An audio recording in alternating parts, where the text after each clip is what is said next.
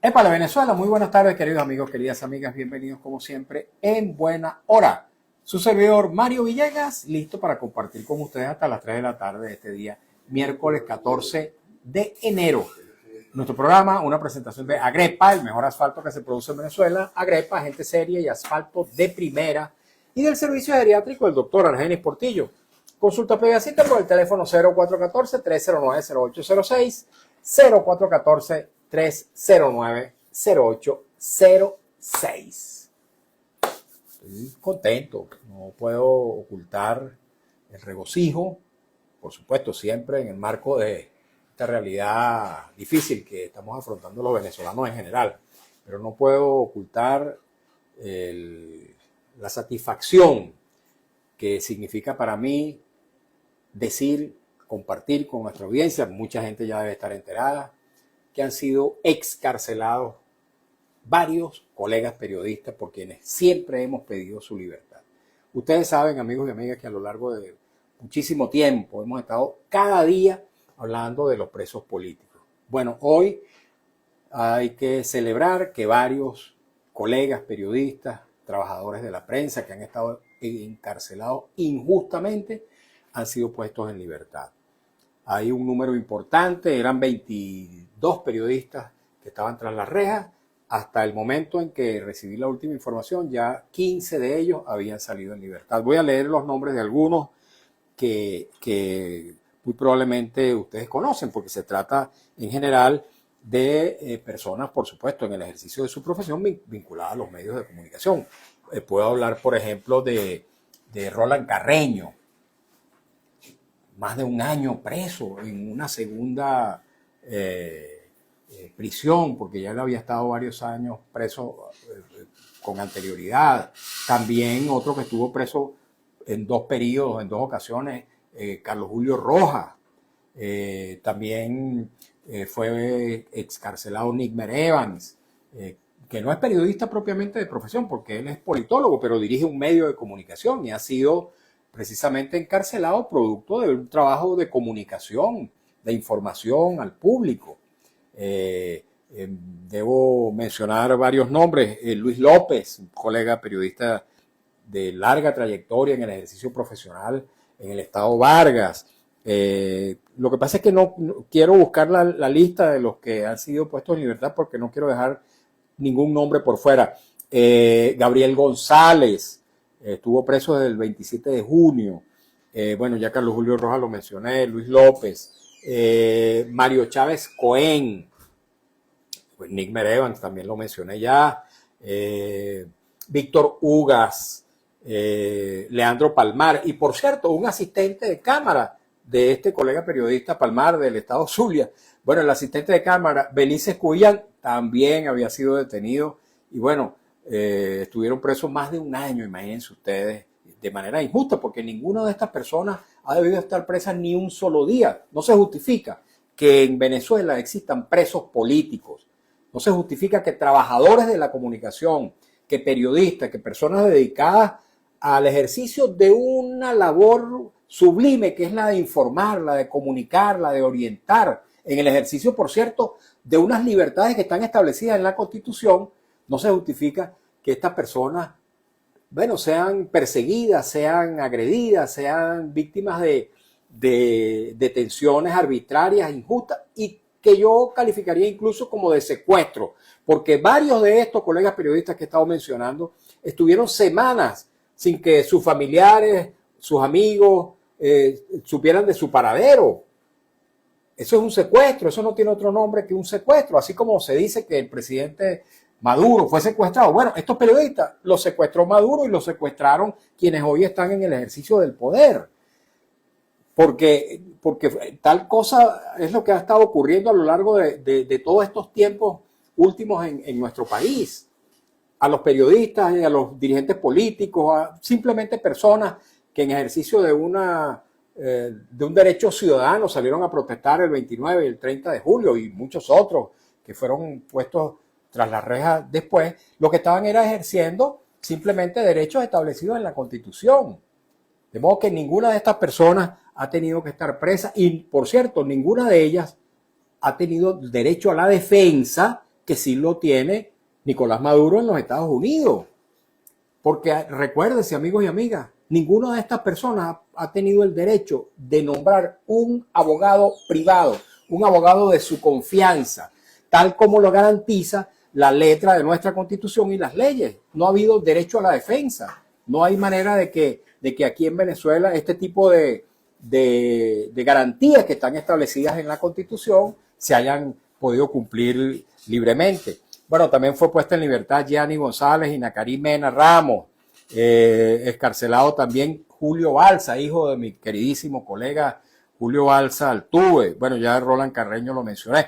Rafael García Marve, imagínense ustedes, este colega del estado Carabobo, estaba preso desde el 22 de julio, 5 meses y 28 días. ¿Ustedes saben qué edad tiene este señor? 79 años. 79 años, una persona tras la reja simplemente por ejercer el derecho a opinar o el derecho a informar, tal como lo garantiza nuestra legislación, nuestra Constitución. Bueno, también fue puesto en libertad Carlos Marcano, que es profesor universitario, y Ramón Centeno. Bueno, son los nombres que hasta ahora se conocen que han sido excarcelados. Tal como decía hace un rato, ninguna de estas personas ha debido estar tras las rejas porque no han cometido ninguna clase de delitos.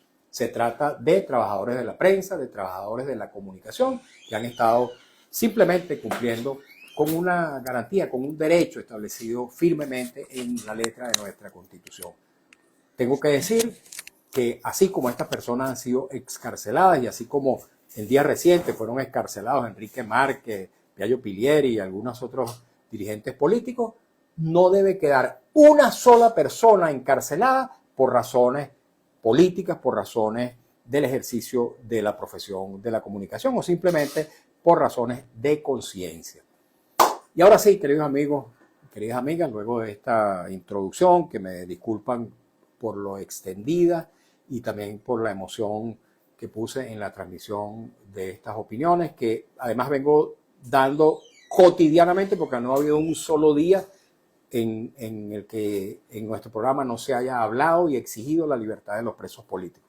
Ahora sí, voy a permitirme dar la bienvenida a la persona que tenemos invitada para el día de hoy. Una conversación que tiene que ver con el ejercicio libre de la política, porque un partido histórico de la Venezuela contemporánea está cumpliendo 80 años.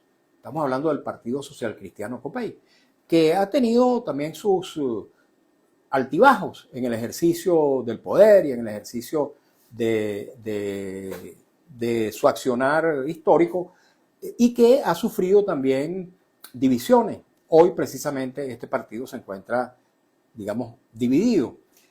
Vamos a tener con nosotros a partir de este momento a la persona que ejerce la presidencia del Partido Social Cristiano Copey en su vertiente reconocida por la Organización Demócrata Cristiana de América. Estamos hablando de Roberto Enríquez, buen amigo, a quien le doy bienvenida, cordial saludo y feliz año, Roberto. Feliz año, feliz año. Gracias, Mario, feliz vida y bueno, saludarlos a todos. Y de verdad un honor, como siempre, estar en esta ventana de libertad que tenemos aquí en Radio Rumbo contigo. Así es. Bueno, yo estoy muy, como pudiste observar, muy emocionado con la liberación de estos colegas periodistas. Supongo que ustedes en Copey también celebran este acontecimiento y, tal como yo, exigen que en esta coyuntura política se abone el terreno para el reencuentro, para la reconciliación, siempre sobre la base de que no haya más persecuciones políticas. Pues sí, totalmente, Mario. Yo creo que, mira, como que decía, ya está bueno ya, ¿no?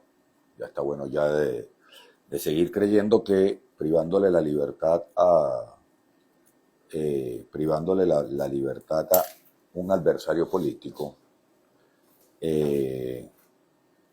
tú puedes tener ventaja, tener algún plus, alguna ganancia por eso. Y el tiempo está demostrando que es un gran error, ¿no?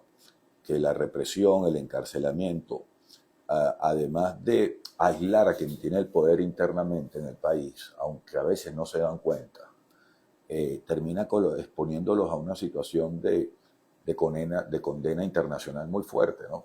Entonces, mira, está poniendo preso a la gente por gusto. No sirve, ¿no? Y no valorar, no medir las implicaciones que eso tiene en la vida familiar, en la vida, en su vida la persona, y por supuesto el impacto social, psicológico y político que eso tiene en una sociedad, al final termina perdiendo quien se dedica a usar la fuerza, el poder, para controlar y dominar a los demás. Por cierto, tengo que recordar que tú mismo fuiste víctima de un carcelazo que te llevó a estar varios años en una embajada, en la Embajada de Chile. Sí, estuvimos ahí y la verdad es que de alguna manera, a mí no me gusta mucho hablar de mi caso personal, ¿no? Porque gracias a Dios ya puedo estar aquí contigo, pero el ensañamiento del Estado, entonces siempre es esa entelequia, ¿no? Porque esa es el otro vacilón, ¿no? No, pero es que tú no eres preso de es que eres preso del otro, ¿no? Pero es que hay que hablar con Sutano, ¿no? Porque es que es de Perencejo. ¿Dónde está el Estado? Entonces, no somos... ¿Dónde está el sistema de justicia? ¿Dónde está el Estado de Derecho? ¿Dónde están las instituciones creíbles? No, tú eres preso de Sutano, pero eres preso de Perencejo, eres preso del otro. Entonces hay que hablar con Sutano. Eso es terrible, man, terrible. Entonces, bueno, ahora ya se han producido, vamos a decir, cerca de 100 liberaciones desde que Jorge Rodríguez hizo el anuncio. Estamos hablando que faltan alrededor, palabras más, palabras menos, 900 personas que siguen presos.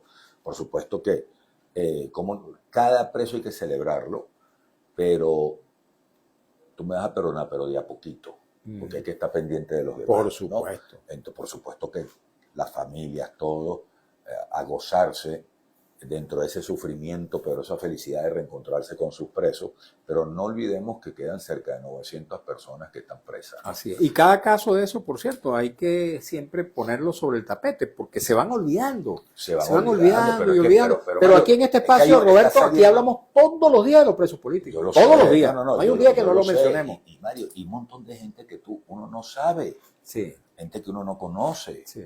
Y entonces resulta que preso por una tontería. Un muchacho porque tenía un acta de las elecciones, exacto, una persona porque tenía algo en el celular que no le gustó a un policía. Exactamente. En fin. Y entonces detrás de eso una maquinaria de extorsión que se presenta, porque aquí se terminó descentralizando a tal nivel la represión que se convirtió en un negocio para algunos, esa es la verdad. Entonces aquí cualquier funcionario en cualquier lugar, por A, por B o por ponía preso a quien le daba la gana. Y eso no quiero decir que eso hay que resolverlo, porque también hace poquito aquí en Carabobo, por Valencia, entiendo que la señora ya la soltaron, pero por un tema de un celular, te estoy hablando del lunes y la soltaron hoy.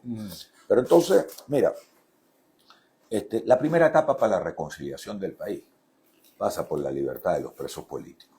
Pasa por el cese de la represión, pasa por el regreso de los exiliados políticos y pasa por crear un clima en Venezuela en donde por más enconadas que sean las diferencias, este país sea vivible y tú no tengas miedo de hablar, miedo de decir.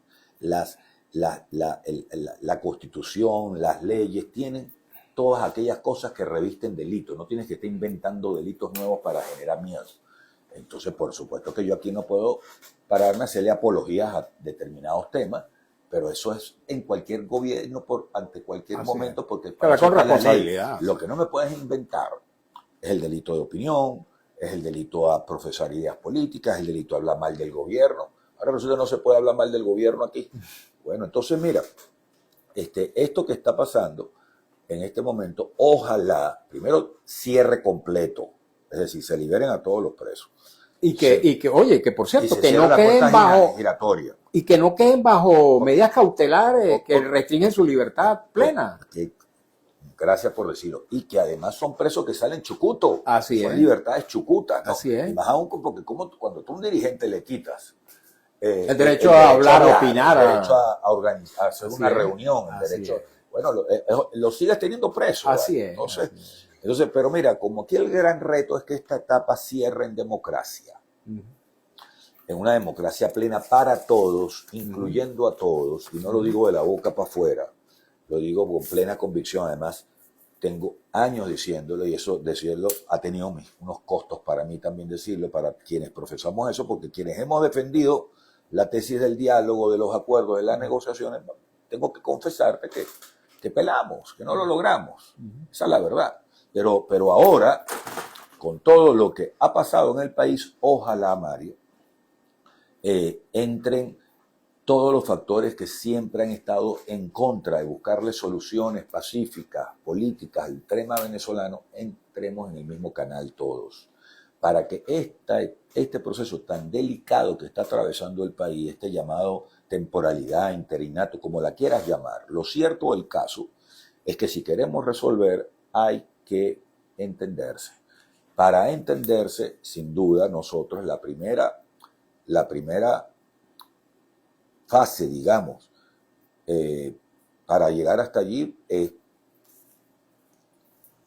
sensación de seguridad, cese de la represión, libertad de presos, regreso de los exilados. Y yo creo que el gran beneficiado de eso, además del pueblo venezolano, va a ser quienes están ahorita, como no lo digo yo, bueno, las mismas leyes, la misma constitución, temporalmente en el control del poder, ¿no? Y que todo esto nos lleve a un ejercicio pleno de democracia, que es la gran materia, que es la mejor fórmula para proteger a todo el mundo en este país, es que de verdad tengamos democracia. Yo sé que para eso hay que tejer mucho todavía, pero créeme que nosotros estamos en la plena disposición y vocación para llegar allí. Creo que tenemos un deber con el país y ojalá que los señores que están en el gobierno temporal, como lo llaman, entiendan eso y colaboren con eso también. ¿Ustedes le dan un voto de confianza a Delcy Rodríguez en ese camino? No, yo no le tengo que dar votos de confianza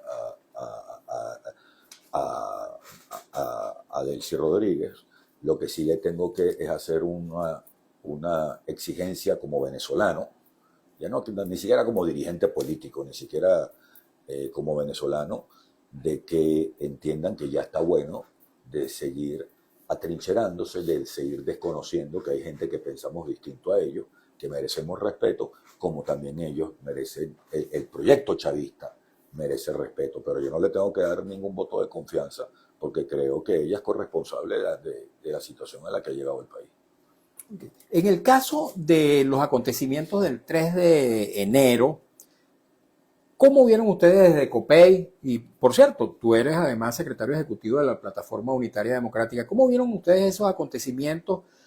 ¿Cómo estiman qué lo causó y cuáles son las consecuencias que deberían derivarse de esa experiencia terrible que hemos vivido los venezolanos a partir de esos hechos violentos? La verdad, Mario, es que hacer juicios de valor sobre un tema que uno desconoce tanto, qué cosas había allí, hablan de unos acuerdos previos en Doha, unas cosas que yo te tengo, si ser muy honesto.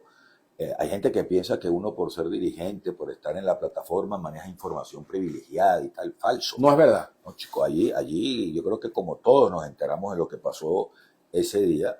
Ahora, el drama venezolano viene de antes, ¿no? No es que empezó allí.